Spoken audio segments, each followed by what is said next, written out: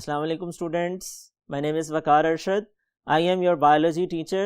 Today our lecture is about exercise. Previous lectures में ये chapter हम कंप्लीट कर चुके हैं और चैप्टर में जिन टॉपिक्स को हम समझ चुके हैं उन्हीं से मुतल्लिक कुछ सवालात हैं जो आज हमारा मौजू होंगे और MCQs को डिस्कस करेंगे। तो इसके लिए आइए चलते हैं वाइट बोर्ड की तरफ। Students, first MCQ, in which phase each chromosome is duplicated and consists of 2 chromatid। Cell cycle की वो कौन सी फेज है जिसमें हर क्रोमोसोम डुप्लीकेट करता है और वो 2 क्रोमाटिड्स पर मुश्तमिल होता है। रिकॉल योर मेमोरी, हम लोगों ने जब ये चैप्टर स्टार्ट किया था तो इंटरफेज में हम लोग डिस्कस कर रहे थे कि इंटरफेज की एस फेज में क्रोमोसोम्स डुप्लीकेट करते हैं और इस तरह से डुप्लीकेट करते हैं कि हर क्रोमोसोम 2 क्रोमाटिड्स पर मुश्तमिल होता है। यहाँ पर करेक्ट ऑप्शन होगी एस फेज। एस फेज वो फेज है कि जिसके दौरान सेल के क्रोमोसोम्स डुप्लीकेट करते हैं और एक क्रोमोसोम 2 क्रोमाटिड्स के ऊपर मुश्तमिल होता है। Second one, if you observe a cell like this one, which phase of mitosis is it. अगर आप देखते हैं एक सेल है जो इस तरह का दिखाई देता है, तो आप इस सेल को क्या नाम देंगे, ये किस स्टेज पे है सेल डिवीजन की। हमारे पास जो ऑप्शंस हैं वो 4 हैं, एनाफेज, मेटाफेज, टीलोफेज और प्रोफेज। फर्स्ट ऑप्शन एनाफेज है। एनाफेज सेल डिवीजन की वो फेज होती है कि जिसमें क्रोमोसोम्स के क्रोमेटिड एक दूसरे से सेपरेट हो जाते हैं, ऑपोजिट पोल्स की तरफ मूव कर जाते हैं। और अगर आप इस डायग्राम को देखें तो इस डायग्राम में क्रोमोसोम्स के क्रोमेटिड एक दूसरे से सेपरेटेड हैं, अलग हो चुके हैं। तो हम ये कह सकते हैं कि इस MCQ की करेक्ट ऑप्शन एनाफेज है। बाकी MCQs की जो ऑप्शन है, मेटाफेज बिल्कुल नहीं हो सकती क्योंकि मेटाफेज में क्रोमोसोम सेल के बिल्कुल सेंटर में अरेंज होते हैं। टीलोफेज भी नहीं हो सकती क्योंकि टीलोफेज में स्टूडेंट वो सब कुछ रिवर्स हो जाता है जो प्रोफेज में हुआ था, जबकि यहाँ पर ऐसा कुछ भी नहीं है। प्रोफेज भी नहीं हो सकती क्योंकि प्रोफेज में स्पिंडल फाइबर्स बनते हैं और वो क्रोमोसोम के साथ अटैच होना स्टार्ट करते हैं, जबकि यहाँ पे क्रोमोसोम के क्रोमेटिड एक दूसरे से सेपरेट हो चुके हैं। मूव करते हैं नेक्स्ट MCQ की तरफ। Next MCQ, during which phase of mitosis spindles are formed. Mitosis की वो कौन सी फेज है कि जिसके दौरान स्पिंडल्स बनते हैं। माइटोसिस के बारे में हम डिस्कस कर चुके हैं कि ये सेल डिवीजन की वो किस्म है कि जिसके अंदर एक सेल से 2 नए सेल्स वजूद में आते हैं। तो माइटोसिस की वो कौन सी फेज है कि जिसके दौरान स्पिंडल फाइबर्स बनते हैं। स्पिंडल फाइबर बारीक बारीक धागा नुमा प्रोटीन है। आइए चलते हैं ऑप्शंस की तरफ और एक एक करके ऑप्शंस को डिस्कस कर लेते हैं। First option is G2 phase. G2 phase में स्पिंडल फाइबर बनते हैं? नहीं बनते। G2 फेज में अभी सेल डिवीजन का अमल शुरू नहीं होता, अलबत्ता वो खास प्रोटीन्स तैयार होती हैं जिन्होंने स्पिंडल फाइबर बनाने हैं प्रोफेज में जाकर के। Second option interphase. इंटरफेज में भी स्टूडेंट स्पिंडल फाइबर नहीं बनते हैं। थर्ड ऑप्शन है prophase. That is the correct option. Mitosis की फर्स्ट फेज यानी प्रोफेज में हमें मालूम है कि स्पिंडल फाइबर बन जाते हैं और डुप्लीकेट करने से, सेंट्रियोल के 2 ऑपोजिट पोल्स पर जाने से उनसे निकलने वाले स्पिंडल फाइबर्स क्रोमोसोम के साथ अटैच हो जाते हैं। तो यहां पर करेक्ट ऑप्शन है प्रोफेज। फोर्थ ऑप्शन है मेटाफेज। मेटाफेज बिल्कुल नहीं हो सकती क्योंकि मेटाफेज में तो क्रोमोसोम सेंटर में अरेंज हो चुके होते हैं, स्पिंडल फाइबर पहले से वजूद में आ चुके होते हैं। मूव करते हैं नेक्स्ट MCQ की तरफ। In which phase cell prepare enzymes for chromosome duplication. Cell cycle की वो कौन सी फेज है कि जिसके दौरान सेल एंजाइम्स को तैयार करता है ताकि अपने क्रोमोसोम को डुप्लीकेट करवा सके। ऑप्शंस को डिस्कस करने के लिए स्टूडेंट्स मूव करते हैं नेक्स्ट बोर्ड की तरफ।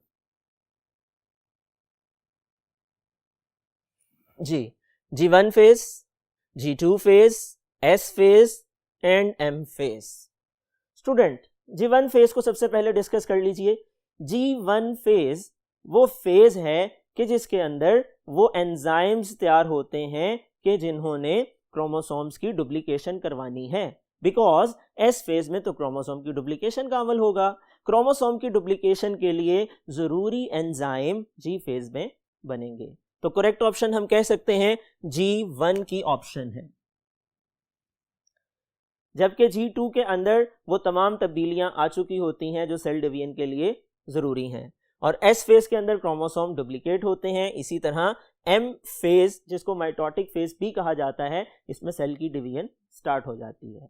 तो करेक्ट ऑप्शन है G1 phase. Next MCQ number 5, which stage of cell cycle is different for animals and plants. पौधों और जानवरों में सेल साइकिल की वो कौन सी स्टेज है जो कि डिफरेंट होती है? स्टूडेंट, कॉमन सेंस का आंसर है, बेसिक कंसेप्ट है, हम डिस्कस कर चुके हैं। प्लांट्स और एनिमल में सेल साइकिल की जिस स्टेज में डिफरेंस आता है वो साइटोकाइनेसिस है। हमें पता है प्लांट सेल में साइटोकाइनेसिस के दौरान गोल्जी वेसिकल साइटोप्लाज्म में दरमियान में आकर के फ्यूज कर जाते हैं, अरेंज हो जाते हैं, ऊपर और नीचे से जुड़ जाते हैं और एक प्लेट बनती है जिसको फ्रैगमोप्लास्ट का नाम दिया जाता है। जबकि इसके बरअक्स एनिमल सेल्स की बात की जाए तो एनिमल सेल्स में सेल मेम्ब्रेन पिंच करती है, अंदर की तरफ दबती है, ऊपर और नीचे से आकर के मिल जाती है और साइटोप्लाज्म की तकसीम का अमल मुकम्मल होता है। तो हम ये कह सकते हैं कि D option is the correct answer. Cytokinesis वो फेज है जो एनिमल और प्लांट सेल में डिफरेंट है। जबकि बाकी ऑप्शंस को देख लें, मेटाफेज है, मेटाफेज प्लांट्स और एनिमल सेल में सेम होती है, एनाफेज में भी कोई डिफरेंस नहीं है और टीलोफेज में भी कोई डिफरेंस नहीं है। Next MCQ, period to cell division से पहले each chromosome duplicate its genetic material, the products are connected by a centromere and are called. Cell division से पहले हर क्रोमोसोम अपना जेनेटिक मटेरियल डुप्लीकेट करता है। जेनेटिक मटेरियल के डुप्लीकेट करने के नतीजे में जो प्रोडक्ट बनती है वो आपस में सेंट्रोमियर के जरिए अटैच होती है। सवाल बड़ा कंसेप्चुअल है कि वो कौन सी प्रोडक्ट है, उसका नाम क्या है, वो जेनेटिक मटेरियल क्या कहलाता है जो डुप्लीकेट हो जाता है। ऑप्शंस को देख लेते हैं। First option sister chromosome, that is incorrect. Sister chromatids होते हैं, सिस्टर क्रोमोसोम्स नहीं होते हैं। Number 2 homologous chromosome, that is also incorrect. Homologous chromosome तो क्रोमोसोम के पेयर को कहा जाता है, जबकि सेंट्रोमियर क्रोमाटिड्स के दरमियान बॉन्ड होता है। Third option number C, non sister chromatids, that is also incorrect. और लास्ट ऑप्शन है सिस्टर क्रोमाटिड्स। स्टूडेंट्स, एक क्रोमोसोम के जो 2 धागे हैं वो उसके लिए सिस्टर क्रोमाटिड कहलाते हैं, और दोनों क्रोमाटिड आपस में जिस पॉइंट पे अटैच्ड होते हैं वो सेंट्रोमियर कहलाता है। तो जो प्रोडक्ट वजूद में आती है जेनेटिक मटेरियल की डुप्लीकेशन पर वो सिस्टर क्रोमाटिड्स हैं, और सिस्टर क्रोमाटिड्स सेंट्रोमियर के जरिए अटैच होते हैं। तो करेक्ट ऑप्शन है सिस्टर क्रोमाटिड्स। मूव करते हैं नेक्स्ट MCQ की तरफ। The process of mitosis ensures that. Mitosis के अमल से कौन सी चीज यकीनी हो जाती है? 4 ऑप्शंस हमारे पास मौजूद हैं, एक एक करके इनको डिस्कस कर लेते हैं। The first one is new cell genetically different from parents, that is incorrect, क्योंकि माइटोसिस में ऐसा कोई काम नहीं है कि जो जेनेटिकली डिफरेंट बना देता है डॉटर सेल्स को पेरेंट से। माइटोसिस का अमल होता ही सोमैटिक सेल्स में है, और सोमैटिक सेल्स तो बॉडी पार्ट बनाते हैं। ठीक है जी।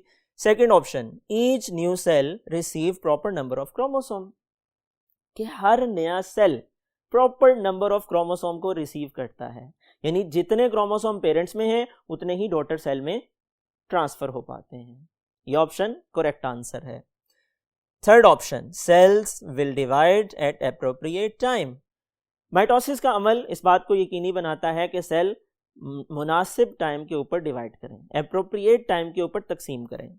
और फोर्थ ऑप्शन है क्रोमोसोम्स डुप्लीकेट विदाउट एरर, कि क्रोमोसोम बगैर किसी एरर के डुप्लीकेट करते हैं। इसमें सबसे ज़्यादा रेलेवेंट जो आंसर है वो बी ऑप्शन है कि हर नया cell proper number of chromosome receive करता है, और ये इंश्योरेंस हमें मिलती है माइटोसिस के अमल से। तो करेक्ट ऑप्शन जो है वो ऑप्शन बी है। उसके बाद next MCQ, cytokinesis in plant cells is characterized by. पौधों के सेल में साइटोकाइनेसिस के अमल के दौरान क्या तब्दीली वाक़या होती है? हमारे पास जो ऑप्शंस हैं एक एक करके उनको डिस्कस कर लेते। Number 1, equal division of homologous chromosome. Number 2, pinching of cell membrane to divide cell. Number 3, formation of a cell plate in cytoplasm. Number 4, movement of chromosomes from metaphase plate. First option is equal division of homologous chromosomes. Cytokinesis में chromosome की division का कोई ताल्लुक नहीं होता। Cytokinesis के दौरान तो साइटोप्लाज्म डिवाइड होता है। क्रोमोसोम की डुप्लीकेशन तो माइटोटिक फेज में कैरियोकाइनेसिस के दौरान हो जाती है। तो फर्स्ट ऑप्शन इनकरेक्ट है। Second option, pinching of cell membrane to divide cell. Plant cell में सेल मेम्ब्रेन नहीं होती, तो यह ऑप्शन ऑटोमेटिकली फॉल्स हो जाती है। चूंकि प्लांट सेल में ये चीज मौजूद नहीं है, पिंचिंग ऑफ सेल मेम्ब्रेन नहीं होती, तो इसको हम गलत तस्वुर करेंगे। C option, formation of a cell plate in cytoplasm, इसको हम सही कंसीडर कर सकते हैं, क्योंकि प्लांट सेल में जब साइटोकाइनेसिस का अमल होता है तो फ्रेगमोप्लास्ट बनती है, जिसको सेल प्लेट का नाम भी दिया जाता है। और फोर्थ ऑप्शन है movement of chromosome from metaphase plate, that is incorrect. Next MCQs को डिस्कस करने के लिए मूव करते हैं नेक्स्ट बोर्ड की तरफ।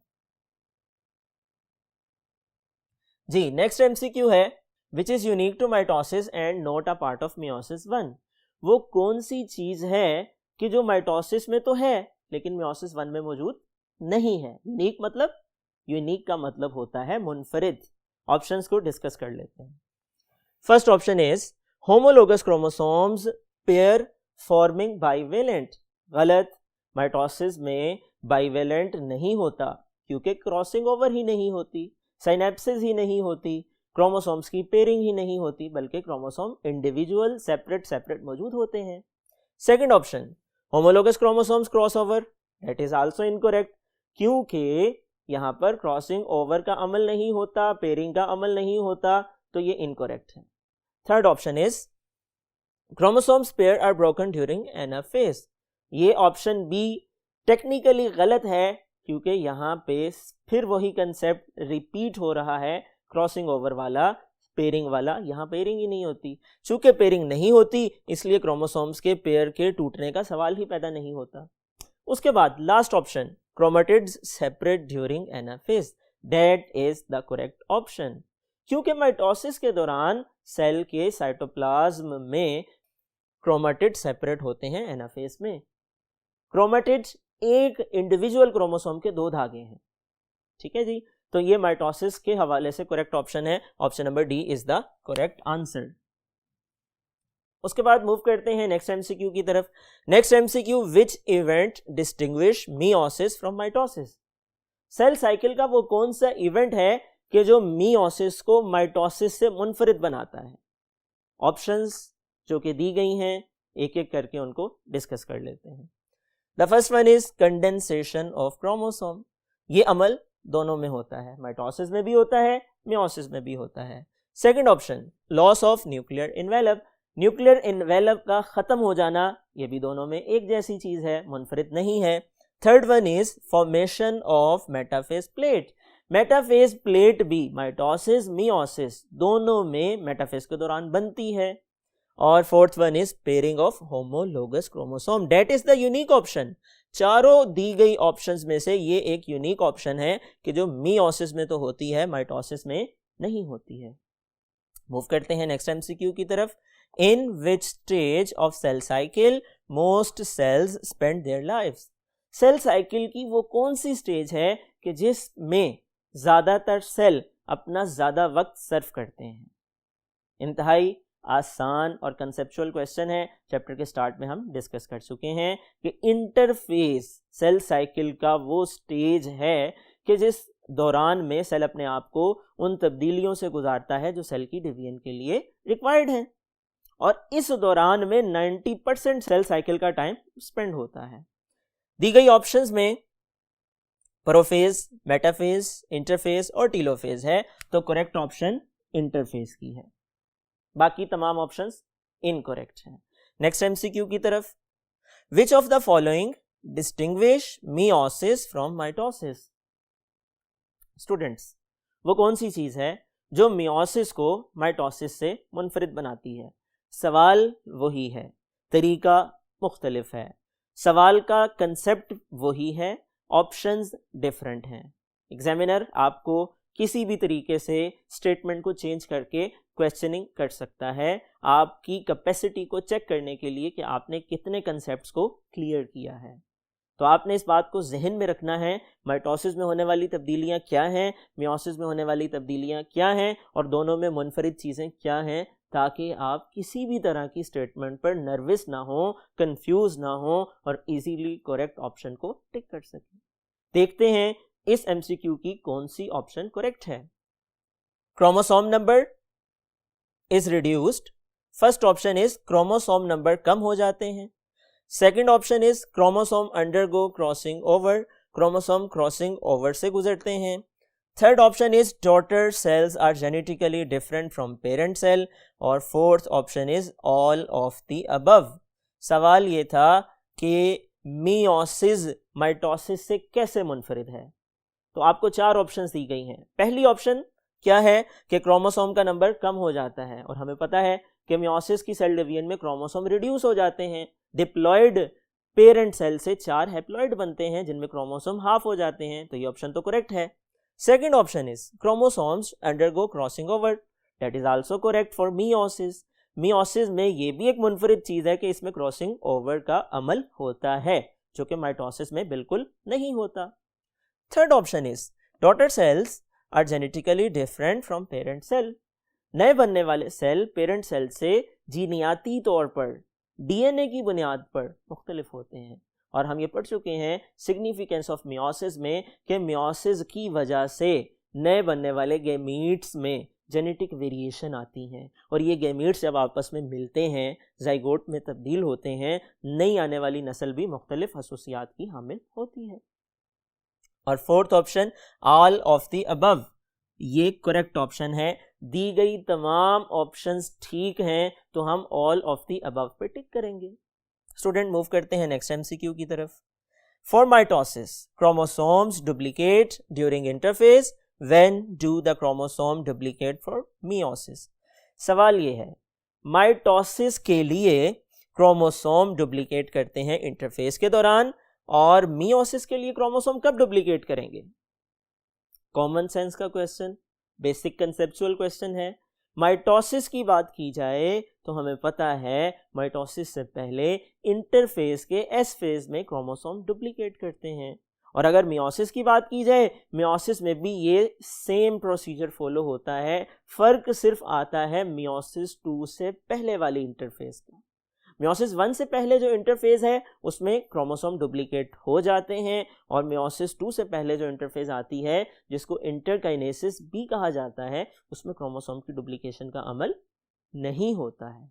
तो ऑप्शंस को डिस्कस कर लेते हैं। First option is before meiosis 1 और फर्स्ट ऑप्शन ही करेक्ट ऑप्शन है कि मियोसिस के लिए क्रोमोसोम डुप्लीकेशन का अमल मियोसिस 1 से पहले होता है।